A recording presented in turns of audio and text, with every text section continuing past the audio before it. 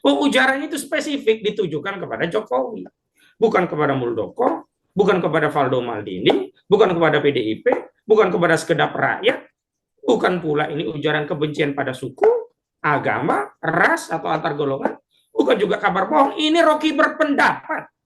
Kalau Rocky berpendapat bahwa Jokowi warawiri mondar-mandir dari satu koalisi ke koalisi lainnya sebenarnya tidak sedang memikirkan nasib kita, tapi sedang sibuk memikirkan nasibnya, masa itu kemudian dianggap kabar bohong? Itu pendapat Rocky Gerung.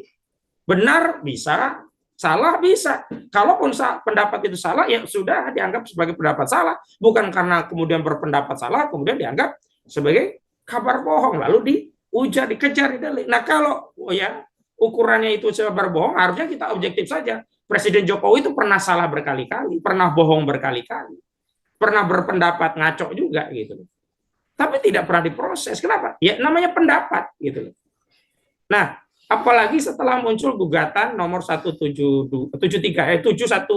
mohon maaf, 712 garing PDTK garing PNJKTP Selatan ya oleh David Tobing, ini tambah ngaco lagi.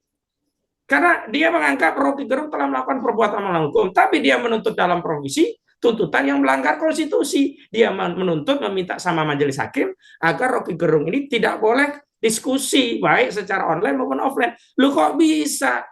Dia menggugat orang melakukan perbuatan melawan hukum, dia menuntut melakukan tindakan bukan hanya perbuatan melawan hukum, perbuatan yang melawan konstitusi, karena pasal 28 Undang-Undang Dasar 1945 jelas menyatakan negara menjamin kemerdekaan berserikat, berkumpul, dan menyampaikan pendapat. Kalau ada kekeliruan Rocky terhadap ujaran ya, misalnya yang dipersoalkan hanya ujaran Jokowi bajingan tolol, ya dalam provisi sampaikan saja Rocky ya dihukum untuk tidak menggunakan ungkapan bajingan tolol itu dalam setiap diskusinya, masih masuk akal. Tapi kalau kok minta provisi nggak boleh lagi diskusi, kan ngaco itu. Nah ini yang saya lihat orang-orang di sekitar Jokowi ya, atau orang-orang yang mempersoalkan Rocky itu tidak melihat posisi politik rejim Jokowi yang hari ini justru serba kekunci. Dilanjutkan berantakan legitimasinya, berantakan elektabilitasnya, nggak dilanjutkan ya tahan malu. Jadi Muldoko yang pasang badan itu akan kehilangan muka. Karena faktanya walaupun Muldoko pasang badan tetap aja kasus ini nggak lanjut. Akan kehilangan muka. Tapi daripada kehilangan kekuasaan, mending kehilangan muka. Karena mereka biasa ya. Muka tembok itu biasa gitu. Tidak tahu malu itu biasa. Dikritik rakyat berkali-kali tapi mengulangi itu biasa. Karena itu menurut saya sih happy saja dengan kasus ini. Mau dilanjutkan, ya Rocky saya lihat sudah siap.